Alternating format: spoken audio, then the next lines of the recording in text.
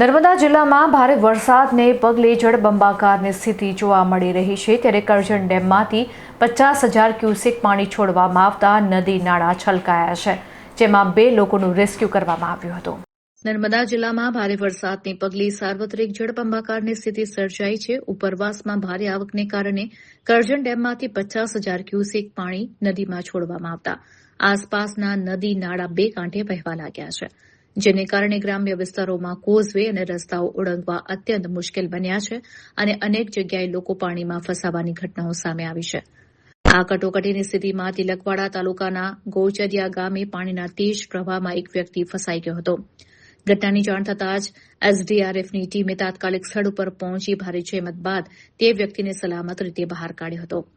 બીજી તરફ ગરૂડેશ્વર તાલુકાના ઝરિયા ગામ પાસે નદીના વહેતા પાણીમાં શશિકાંત તડવી નામના વ્યક્તિ ફસાઈ ગયા હતા, જેમને સ્થાનિક ગ્રામજનોએ સરાહનીય સાહસ અને ત્વરિત કામગીરી દાખવી સુરક્ષિત રીતે રેસ્ક્યુ કરી બહાર કાઢ્યા હતા. જિલ્લામાં પૂર જેવા હાલાતને ધ્યાનમાં રાખીને તંત્ર દ્વારા એસડીઆરએફની ટીમોને એલર્ટ મોડ પર રાખવામાં આવી છે. આ સાથે જ નદીકાંઠાના અને નીચાણવાળા વિસ્તારોમાં રહેતા લોકોને નદી નાળા ન ઓળંગવા અને સતર્ક રહેવા માટે તંત્ર તરફથી કડક સૂચનાઓ આપવામાં આવી છે.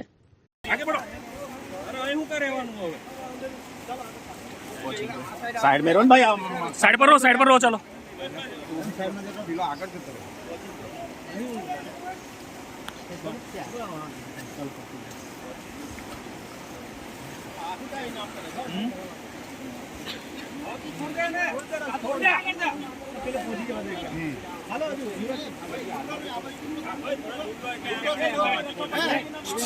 भैया साइड पर रहजो ने, साइड पर थी रहजो, साइड पर जगह आपजो।